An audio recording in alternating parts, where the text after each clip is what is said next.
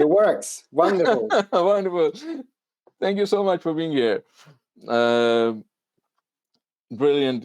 We are very excited that Reach for Change could join us, and Nicklas, you could take the time out. And we have been covering a lot of interesting topics here in Startup Grind in terms of we have been covering funding, pitching, marketing. But I think social entrepreneurship is very big right now. And that's what we thought when we were brainstorming as a team. Can we have something on social entrepreneurship? And thank you so much for being here. Why don't we start a little bit, like go back a little bit, and if you can tell the audience about yourself, background, education, how you came into social entrepreneurship. Over to you. Yeah, sure. All right. So a little brief then. I'm a farmer's son from outside of Norrköping, and if I speak Swedish, all the Swedish friends, they will hear that I have a bit of a farmish accent. And I say this because to me, it's really the background to my sort of love for entrepreneurship in a way, because farmers are usually sort of the core entrepreneur. They have a lot of issues and problems that they need to solve on their farm there and then. So they just have to solve things with what they have. And it's a very entrepreneurial spirit that is fostered amongst farmers. So that's something that I usually tend to want to lift up. But my background comes a little bit from, comms is my educational background, so PR and broadcasting, actually. I did that in Australia. But then I've been working with young people for a long time during my youth and early adulthood, especially in the capacity of running summer camps outside in the Swedish archipelago outside Norrköping. And at a beautiful spot there where I'm actually a chairman of the board right now, trying to solve the whole issue with the pandemic and how to really get young people out to opportunities that, they've had a super rough year. So I've had the entrepreneurial side with me. I really enjoy comms work, and young people has always been with me in my journey. And I kind of combine all of these things with a lot of the stuff that I've done on my journey. But I think if I would choose three things that has really sort of been my life, it's one around solving problems or seeing opportunities. And it could be a business opportunity, or it could be a social problem that I see that I want to solve. So that sort of the energy that you get from solving problems, I really embrace. And young people, as I mentioned, has sort of come back to me time and time again, really, to see the change that you can do early in a person's life, how that can really build that person and change society from the youth and up. So that's really interesting. And I think the last one is sort of build joy and energy with what you're doing. So I get a lot of energy, I get a lot of joy when I achieve something together with someone else. And also music has played a big part in my life. And I think that's because of the joy it brings me, the energy it brings me. Because without that, it's really hard to do the things that I want to do. Okay, brilliant. So entrepreneurship, young people, joy and energy, music. Let's tap a little bit on music, because you were doing something in Australia. Can you tell the audience about that? Yeah, so as I said, I went to university in Australia, and then I moved to Melbourne in Australia. And I wasn't really sure what I was going to do. Was I going to start in a regular ad agency or start something myself or whatever?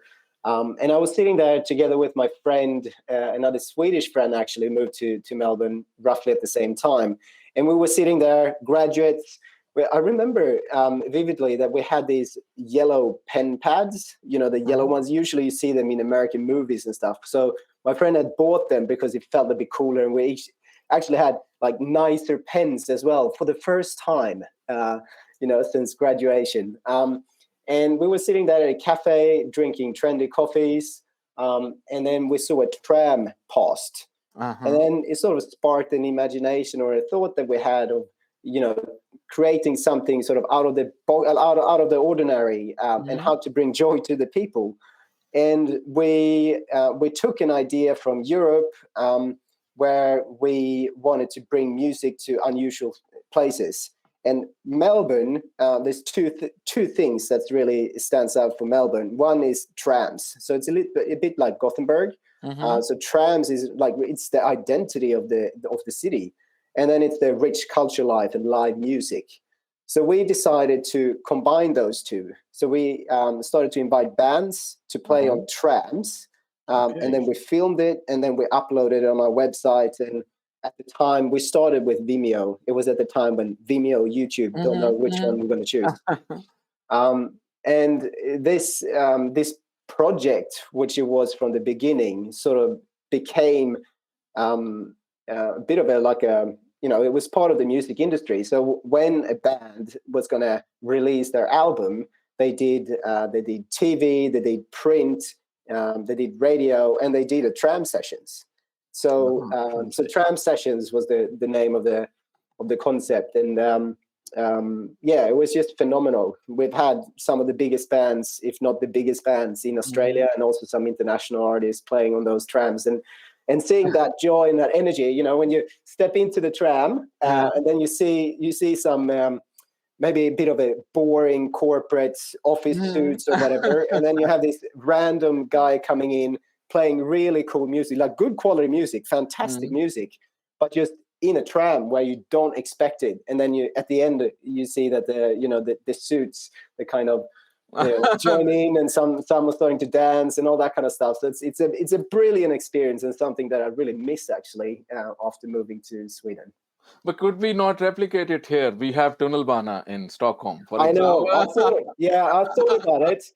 It's not the same, really. But I've actually had some ideas. I was close doing one with first aid kits in Stockholm. And we don't have that many trams in Stockholm, but there's a few. But who knows? It might come. Yeah, and with COVID, the entire public transport system, maybe it needs something like this. I'm just thinking, like, people have bottled up emotions for last 1 year, isolated and all, and suddenly maybe music, and as you're saying the word joy, they can bring the society together in a big way. It might grow bonkers, might go totally nuts.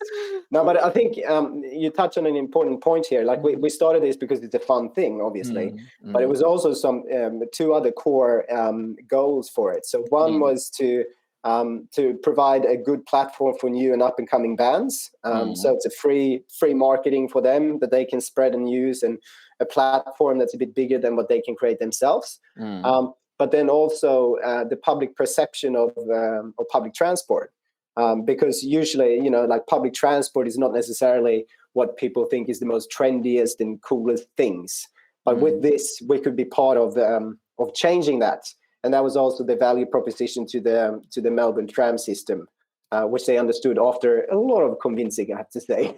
Okay. We had the mayor of Stockholm here like 3 months ago, and we had a lot of discussion with her in terms of, and she really believes in building the cultural side of the city. So Anna Koenig, Mayor, or your staff, if you guys are listening, this is something we can tap into this. Yeah, get me on board. I'll set it up. Perfect. Brilliant. What a nice outcome. Okay. Nicklas, going from, so I think you talked about the farmer background and how that has brought in a sense of solving problems, looking for opportunities. So the entrepreneur inside you is coming from that background. And then you had communication, youth, and joy, let's say 4 clusters joining in together. Where did Reach for Change come in this journey? And how did they start? So when I was living in Australia, I was working at an incubator for social entrepreneurs. And because I was in the field then, and at the same time I was running tram sessions, that was very much early in the journey of tram sessions. That was the first time I heard of the phrase social entrepreneurship, and it really got to me, like a sort of anchored me, I think. Okay. And at that time, I obviously sort of Googled and trying to understand what's in Sweden, what's in Australia, what's the comparisons, what can we learn from each other, and so forth. And Reach for Change came up. So I've always had Reach for Change on my radar. And then when I moved back to Sweden, I got to know quite a lot of people from Reach for Change, and we were spending time together in various ways. And then about 3 years ago, there was an opportunity to join Reach for Change. And I needed to I had I worked at Social Entrepreneurship Forum, which had more of an international angle at that time, and I needed to focus. It was family time for me with kids and stuff, so it was nice to focus on Sweden. So yeah, it was just kind of stars align in a way. Okay. We take one step back, because you mentioned Australia, and if for our audience you could share, how is the social entrepreneurship scene in Australia if we compare to Sweden, for example? It's really interesting, actually, because Australia and Sweden has a lot of cultural similarities. There's obviously something that's not similar as well, but I think the notion of working for the community and also a strong business sector entrepreneurship experience, it's quite high. So in that way, it's quite similar. I would say one thing that's a bit different is that the states, they have quite a lot of power compared to in Sweden. Hence, it's quite different in different states. But in the state where I was working most, in Victoria, so where Melbourne is, they have established a really cool ecosystem when it comes to procurement, so social procurement. So how can the state procure products and services from social entrepreneurs in an easier way? So making like trying to stop all these obstacles that can come up with bureaucracy and systems and so forth.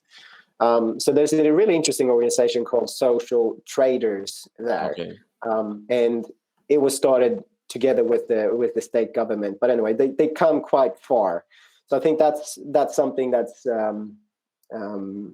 that's really cool to look at. And Sweden is approaching that, talking a lot more about that, and there's some live projects now as well.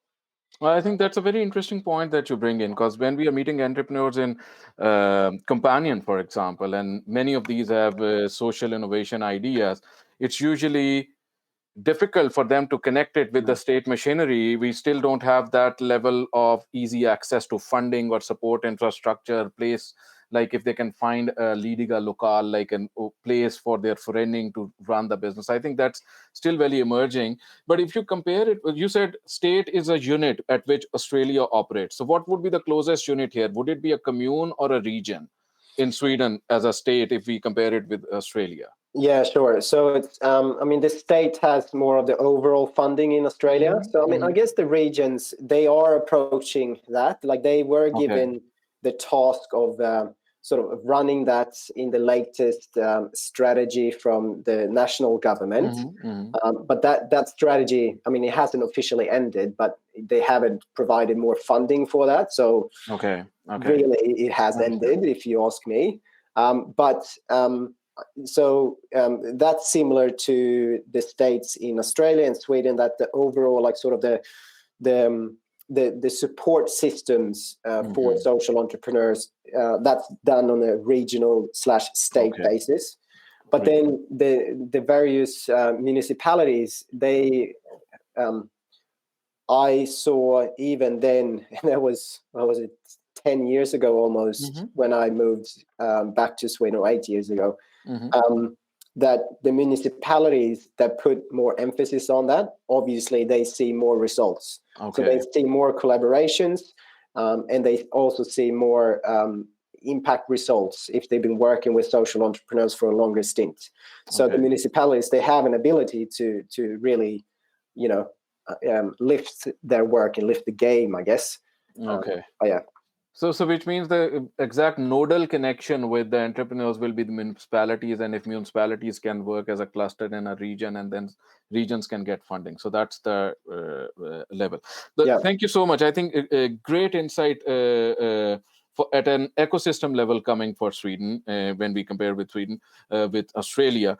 Going into Reach for Change, for our audience, if you could explain, what is it that you do as an organization? How do you help social entrepreneurs, or how do you produce social innovation capital? How does that happen at Reach for Change? Yeah. So Reach for Change started roughly 10 years ago, and it was done by an activist and social entrepreneur herself, Sara Damber, who had a connection with Kinnevik, so the investment company. And they were trying to form an idea of how can Kinnevik provide value to the social entrepreneurs that's out there. And to make a long story short, they saw that there's millions of kids and young people out in the world today that's in harm's way. And there's also heaps of organizations and people that are trying to fix these problems. However, they don't have the right the funding, capabilities or capacity, resources, networks, and so forth. And that's where Reach for Change comes in. So using some of the business side of things from Kinnevik and now other partners, but to bring capacity building networks. And at the end of the day, it's like a stamp of approval. We support and empower quite early stage entrepreneurs in many ways. And for them to get a stamp of approval, it means that they can easier attract partners, funders, or selling services or products that they have easier. So that's sort of the general idea of things. Okay. How do you define social entrepreneurs that enter your value chain or the system? Is it that they are just as an idea stage, or have they come to a concept stage? Have they formed a company or an association or a friending? Like what stage of entrepreneurs do you look on one side? Yeah, so it's early stage, and what we're trying to look at is to see that they have, and this is where it comes in a bit of a difference with social entrepreneurs and regular entrepreneurs. That we also look at trying to see like the impact that they can have on the young people, right? So it's almost like they have the difference that they want to make on the young people and work with, but a lot of the times they sell their products or service or whatever they deliver to someone else. So there's two value propositions there, and we need to make sure that we see potential in both. So in our recruitment process or search and selection, we're trying to look at understanding not just the business model, but actually the impact model, and trying to understand that. And we get some support from industry experts in those way in that section. Okay, so so the organization that applies to you. One question is like, what stage this idea can be? Can this just be an idea, or they should have started the commercial and the impact side of the business already? Should they be a single individual? Like, is there? How do you know which one to pick, go after, or which one qualifies? Yeah, no, it's a good question. So I'm going to come to it because we have a new initiative. So what I'm saying here won't be right for this year. But as a rule of thumb, we want to make sure that the impact model has a structure and has a bit of a proven effect. I mean, you really need to iterate that all the time, and especially if you're looking at scale later on. But we want to make sure that the idea is not just an idea in the head; it's actually also tried in our case, the young people. And with the business model, we want it to be a bit of a proven business model, but early stage. And sometimes, and this is also a bit of a difference with social entrepreneurs and traditional entrepreneurs, that sometimes the market isn't really ready. So you work on a hypothesis because the problem is so important and critical for a specific target group of young people that sometimes we say, well, this impact model is really interesting. It's something that we believe in. And your business model, it feels like it has legs. You haven't tried it as much as we wanted to from the beginning, perhaps, but we see potential in that. And then it's a judgment call for us to make sure, see, is it ready? Do we believe it has legs to come into the incubator? So it's very much around the matching, if our support match the needs of the social entrepreneur. Okay, but as you're saying, impact is a key over here, and there should be some results or proven track record of the impact for them to be a good fit Yeah. for your incubator. You said, and that's where we bring in, like, what is it that you offer to them? Is it network? Is it programs? How is the support structured around entrepreneurs? Yeah. Is it the same model or is it different? So over to you. Yeah. So in the program that we're running now, the social entrepreneurs that we select, they can be with us for up to 5 years, but usually it's about 3 years. Okay. But every year it's a reinvestment decision. So it's an understanding to see if the matching is right, because it's the matching here. It's not. Okay. It's not necessarily if they reach certain targets. That's obviously part of the equation, but it's the matching. Is this support what they need? And are we a good fit for them, and so forth? But we are providing co-work engagement programs. So right now, so Kinnevik investor managers, they are working hands-on with some of our entrepreneurs. Okay. We have Bain Consulting, who's working. It's a bit of a different system where we have a team of consultants from Bain and company working with specific tasks for our entrepreneurs, which is really cool.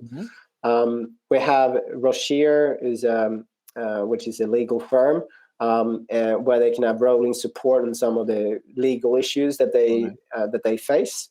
And then we have one-on-ones with our program managers. Or in Sweden, it's one senior program manager, where they can sit down and work on their business model, or more of the regular support that you need in a journey as a social entrepreneur or as an entrepreneur at all. Like it's such an important piece of the puzzle. And then in some instances, we have also seed funding, but that differs a little bit between the years. Okay, so would you call this an incubator or an accelerator program as it is structured, or would it be more an ad hoc support that they can continuously get over the 3-year period, as you're saying on average? So we've chosen to talk about it as an incubation, and we have a structure for that we are measuring the journey that they're on. But then, pending some of the partners that we have, we try to find new opportunities that will fit certain entrepreneurs. So some things are set, and some things are more opportunistic, pending the partners that we work with. So as an example, we have something really cool coming up with Tele2 after the summer, which we hope will take off. So that's also about finding the value proposition for for the partner, but then also for the entrepreneurs, obviously, so they feel that it's the right support for them. Okay. If we ask, like, what's the throughput of this system? Like, how many entrepreneurs or organizations are able to pass through it on a yearly basis, or how many do you screen? Any broad numbers over there for our community? So, no, that's good. So over the 10 years, Reach for Change globally has worked with over 1,200 entrepreneurs, so social entrepreneurs. Okay. And they have supported over 4.3 million kids, or improved the lives for 4.3 million kids. So that's our theory of change. We change the world for the better for the young people via our social entrepreneurs. Okay. And in Sweden, over those 10 years, we've had over 50 social entrepreneurs that we worked with. And in the portfolio, we usually have a number of 8 to 10 all the time. But then sometimes we change. So sometimes there's 2 more coming in 1 year and 2 leaving. And then, so that differs a little bit, but roughly. So in Swedish context, 8 to 10 enterprises, social enterprises or entrepreneurs or clusters you have, and 50 have graduated. Where do you see yourself in the larger ecosystem in Sweden? How would you put yourself against advisory organizations or cluster? What role, like, how do you fit in the ecosystem?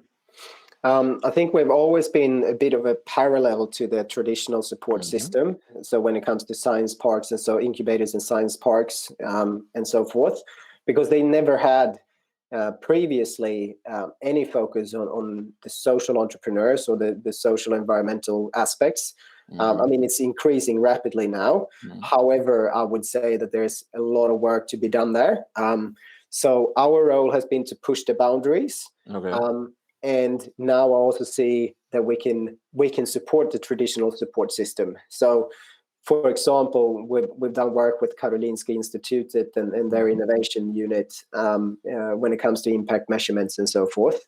So we are parallel to the traditional support system, but I see now it's aligning more and more to see where we can provide value in various ways.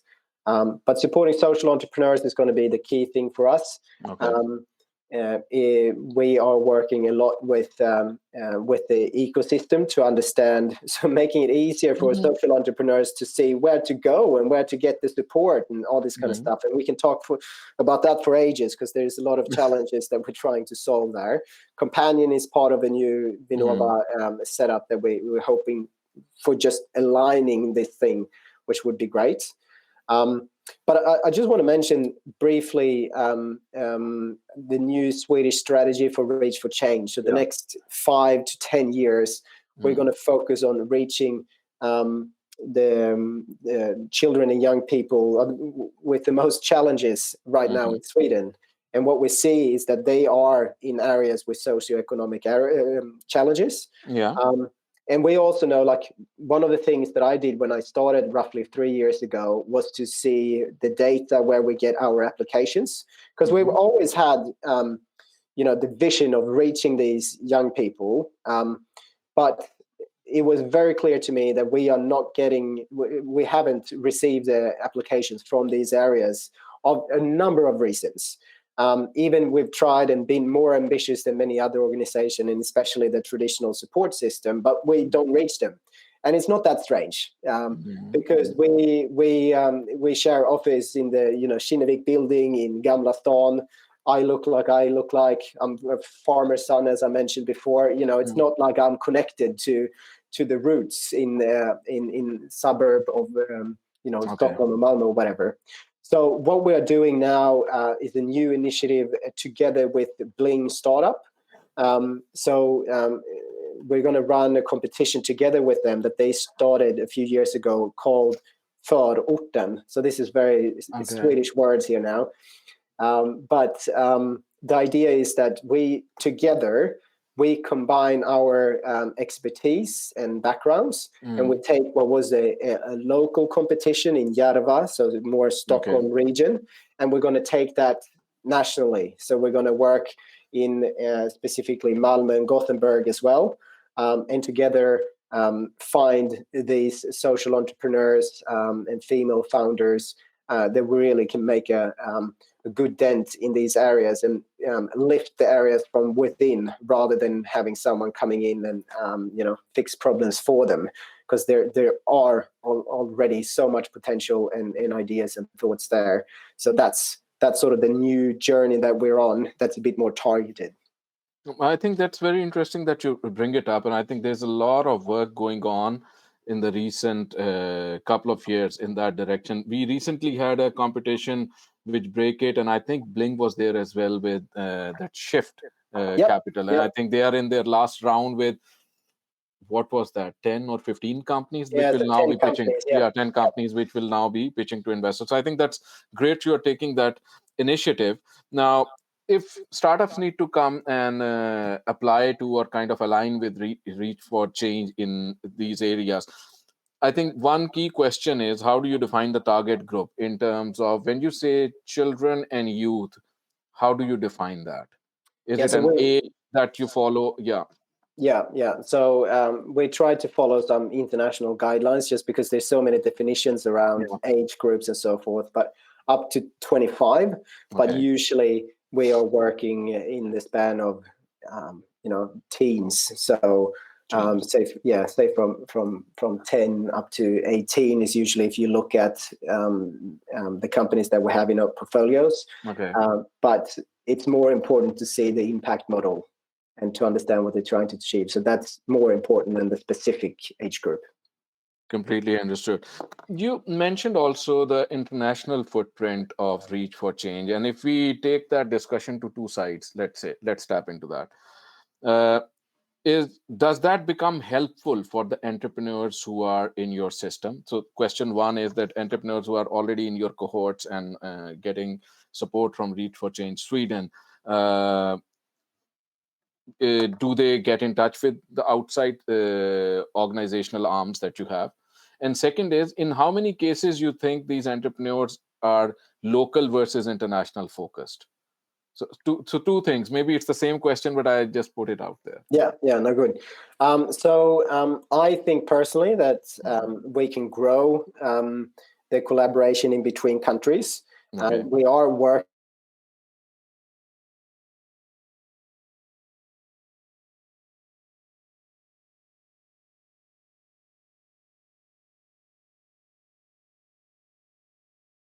leaders. It was called Bridget.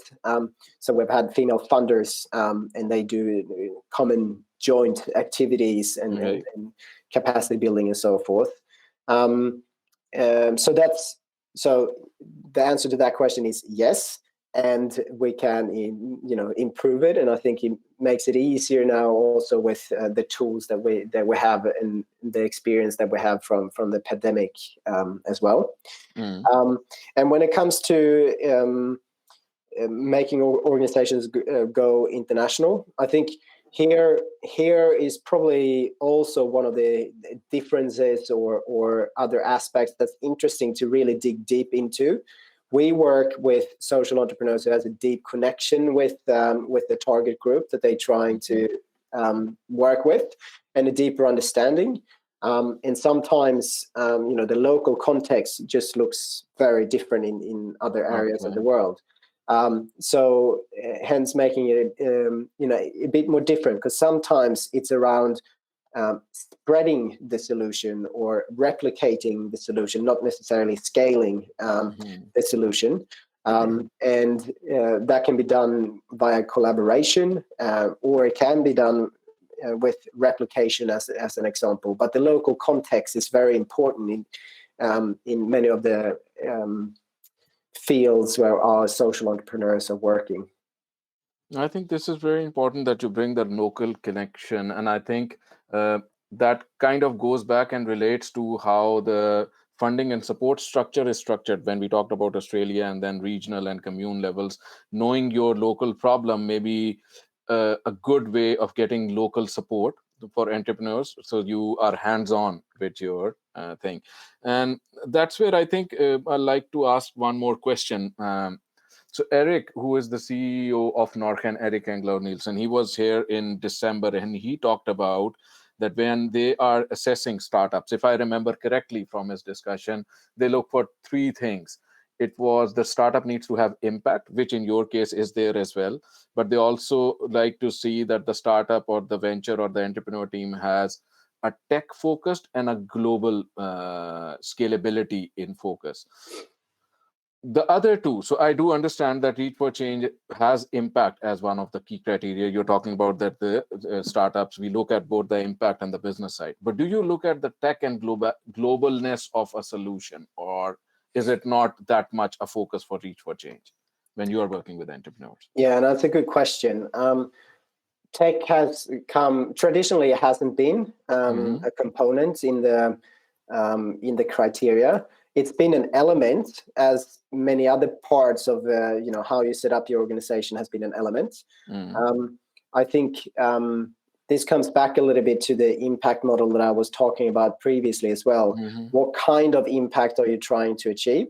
Is it more of the light touch, a bit further up, and you can scale it? So you lose a little bit of control of what you are changing, but you can spread it to the masses in a different way.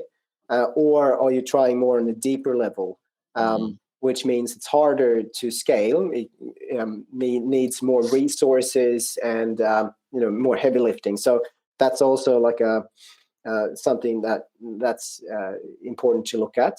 So for us, we've been talking about tech as an enabler rather than a component that's needed.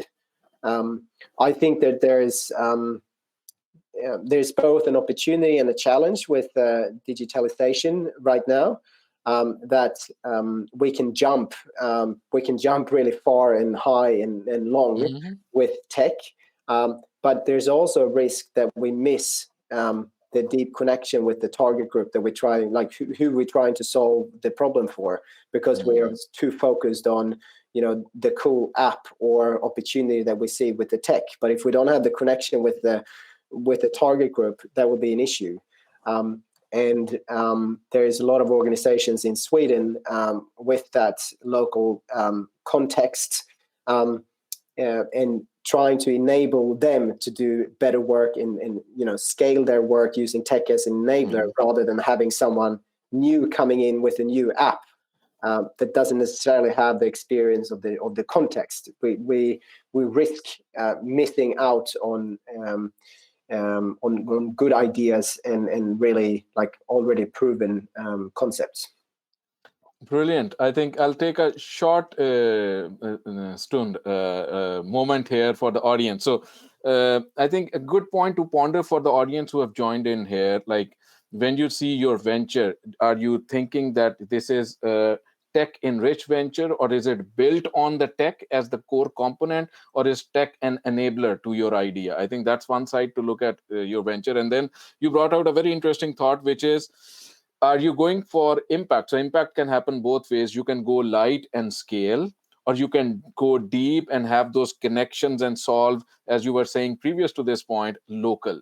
So I think it's very interesting insight, and it's a good insight for the entrepreneurs as well, in terms of when you're thinking of your business model, is it the light and scale, or is it the local deep connection and solutions on ground where you are hands-on? So very interesting points. Coming to, you also mentioned the word COVID in the last couple of minutes. How has that changed? Has that affected your work in your incubator? Two questions. Has that affected Reach for Change in some way? Have you seen COVID affecting social entrepreneurs' work in some way?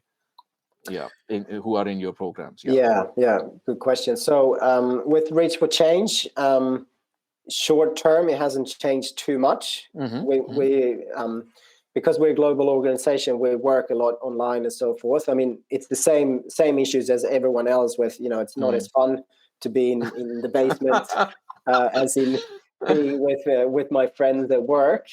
So you lose a lot of the energy and inspiration and so forth. Long term, I think there will be challenges in terms of funding. So looking at, I'm talking about Reach for Change now, that there's a lot of companies, especially from the corporate sector, looking at, where are they going to go? How are they going to go? So it's a bit, I would say that the market is a little bit more, what do you call it? Like it's moving around a bit more fluid than it was previously. Doesn't necessarily have to be a bad thing, that reevaluating and sort of aligning with strategies and stuff, but it just makes it a little bit more fluid at the moment. Okay. I think the institutional funding will grow. The importance of that will grow to get the long-term perspective. In terms of our social entrepreneurs, we did some surveys in the beginning to try to understand what they're looking at. For what kind of challenges they are facing, and it was clear that funding is an issue, that there's partners who cut funding or opportunities that just went away, and that's both in terms of a grant level, but also sales of services and products, and also they have to do a lot more digital than they've done before. So with that means less of the human contact, and I think also lost a bit of control of the impact that you're trying to do, because it's a bit hard to gauge the change that you are creating online like this. So they have to, some of them have redone a lot of their activities to suit the digital. It doesn't have to be a bad thing, and some of them have come up with really cool hybrid models and so forth as well. But funding, obviously, a big thing. And then I think in terms of the incubator, something that's been really challenging and something that I think that we will focus even more on is the human connection within the group, so the peer-to-peer. It's harder to get that online. So even if we have, trying to get strategies for how to get that to work, but in times of worries, it's even more important to make sure that you have a strong connection with peers. And I saw that you had, questions around tribe and so forth. It's a really lonely journey, and I think it's become even more lonelier, and that's a worry. So I think that's probably the biggest thing. Okay. Yeah. You have experience of handling so many social enterprises or entrepreneurs. What you think is one thing that, or two things maybe, which entrepreneurs or social enterprises can improve on or can transform themselves on and become more successful? What you think in your journey is the most important factors for social entrepreneurs to focus on? Yeah. I think it's the ability to have both the customer and the target group, and have the focus on them both, and that's really tricky. So some of the entrepreneurs that we work with, they come from a background of just looking at the target group, and that's a real strength in that, to understand that and to understand the impact that you're making. But if you don't have the customer focus on who you're going to sell to, it's going to be hard to achieve what you want to achieve. At the same time, as we've had, and this is not just talking about Reach for Change, but in my previous experiences as well, that if you only have the customer focus, it's very easy to just lose. You just lose why your company, your why. And if you lose your why, you're nothing. So I think that kind of scale is important to have with you at all times. And then I think if I would choose two things, so that's the one thing, and then the second one would probably be around the tribe. So build, and it's not necessarily the distinct advice or the business advice, or the stuff that you often think that you need. Oh, I need to get my business model right. Oh, I need to. I need to get my accounting right, or whatever it might be. Sometimes it's about building your confidence to understand that, okay, I can make it right now. I don't know what it is, but I can, because I believe in my ability to get to where I go, or I know where to ask, or where to get that information, and where to get that help. So I think the scale and then the tribe. Okay, so tribe, and then you said the scale of between knowing your customer and the target group and working on both sides. So I think that's very interesting. And how do you think, so when social entrepreneurs are coming to you, which is there some research, or have you found, is it, because when we meet entrepreneurs and companion, for example, my experience is there are some who have an idea to change the world, but they're going to be doing their job and they try to build it on the side. Somebody just leaves the jobs and starts doing it on an Okasa. Somebody has some investment and they try to run it for 6 months. What is the success factor? If you want to be really a social entrepreneur, how deep you need to go into your work to make it a success? I think it's a very broad question, but I'm still putting it there. Let's see. Yeah, let's see what we come up with. Yeah. So I think, you need to be deep connected, and I think that's the same for entrepreneurs as well. Like the ones, especially in the beginning, it's hard. It's like it's a lot of grit that needs to come out, and you need to build on that and not giving up and all that whole thing. But I think to be able to ask you the right questions, and to be able to ask the right questions actually as a foundation. So question yourself, because if you don't understand what you want to change, and if you don't understand who's going to buy your products or services or your solution, you can't get anywhere. And sometimes it's easy to just focus on the one thing because maybe you have a tendency to like that more, or that you're more comfortable with that. But if your true aim is to make it better for the target group, but then also build the business, you need to be able to have them both, and you need to ask yourself the tough questions. And sometimes you need help in getting those tough questions asked to you. Okay. Very good. We can turn to audience. I think we have some questions coming in. Marina, if you want to join in, I'll bring you up here. Just a minute. And we can take some audience question now. So Marina, you are coming live. 5, 4. I won't speak more. Hi, Marina. Hi. So first of all, I just wanted to say thank you very much for the super insightful exchange you had, Nicklas and Naimo. Really cool to hear about your work, Nicklas, also before, how it started in Australia. And I guess it's fair to say that this is maybe one of the first generation that gets such a good opportunity in terms of programs and support. I guess 50 years ago was not a thing, and definitely maybe even my generation was not a thing. So it really listening to you made me wonder, how will the world look like if many kids are touched by those programs? It really it's amazing. I'm really curious to see how the world can change, just because of the work you do, because you set the ground for the next 50 years of development. So yeah, thank you so much. Super inspiring. I will just take all of the time for the questions now, and I will start with Zainab Hefni, sorry. And she's really amazed by all what you're describing, and she's asking, can I apply as a sole trader company, or should it be a non-profit or an AB? What type of company can apply, first of all? So to begin with, förorten, so looking at the year that comes, that's open for all legal statuses. Doesn't matter which kind of legal entity you have, and it will begin in August. I can't say the exact date now, but you will see that.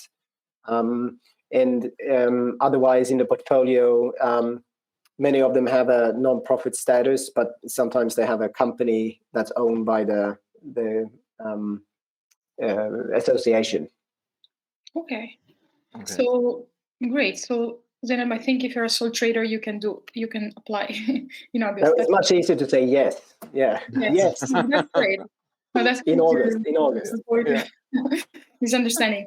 And then she has a follow-up question that also connects to a question from Marcus Berg, and it is so Zainab specifically has a cultural-based coaching service for immigrant parents in Sweden.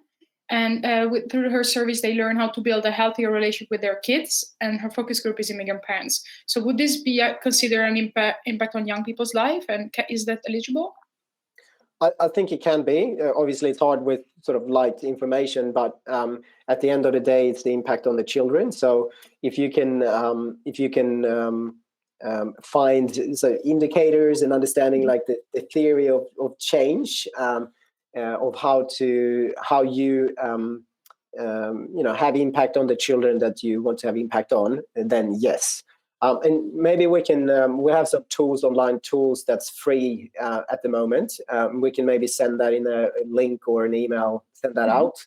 Otherwise, you go to reachforchange.org, and then up to the right, I think there's a toolkit that you can go in and have a look. And that's where you can find this theory of change, all these fancy words that I use. And you can just pop stuff in there and get some examples of how it's been done previously. Great. I will see if I can find a link. I hope that answered your question, both Zainab and Marcus. I guess it all comes down on, even if your target group is not the kids, how can your theory of change prove that there is an impact on the kids? And then you should be eligible. That's great. And then we have a question from Susan and Michael. Actually, they had a similar question. Susan is bringing up this example of Change X in Ireland, and she wonders if you know about it. If you know about this initiative? Not necessarily, no. Okay, she's describing it as it's a great initiative for scaling up impactful social and community initiatives. And they take successful models and adapt and make them easy and accessible for our community to implement, I guess, across the country. Okay, but then I do know of it. And we're actually having so this is based on our discussion that we had previously, right, around scaling or replicating or what you do to create the most change. I think that's more interesting rather than talking, but only focusing on scale. It's scale of the impact, and that can be reached by replication or spreading, not necessarily scaling of a company or entity. Okay. Awesome. Yeah. And do you know any other example? Michael is asking as a follow-up question. Do you know any other example elsewhere? Of incubators or examples of companies? Yeah, of scaling impact on organizations that help scaling impact locally, I guess, or regionally. Yeah, I mean, we work in Sweden. We work with Inkludera, which is another organization as an example. I think internationally there's quite a few. We're starting a new project with it's a collaboration within the EU social economy program, together with an organization called Avis in France. So I will learn more about that, which will be really exciting. And then I think if you're interested in the ecosystem side of things, Scotland is really interesting. So they actually have a national strategy with funding attached to it as well. And then you obviously can create a bit more of a change. So that you can find interesting things there. Thank you very much. I hope that answered your question, Michael. And then we have a question from Pratik Bijam. He's asking, do you help social entrepreneurs in different countries find the right team? We are trying to solve the housing crisis in Sweden as regulations don't permit us to do the same in India. I'm not sure. Yeah. So the question is if you have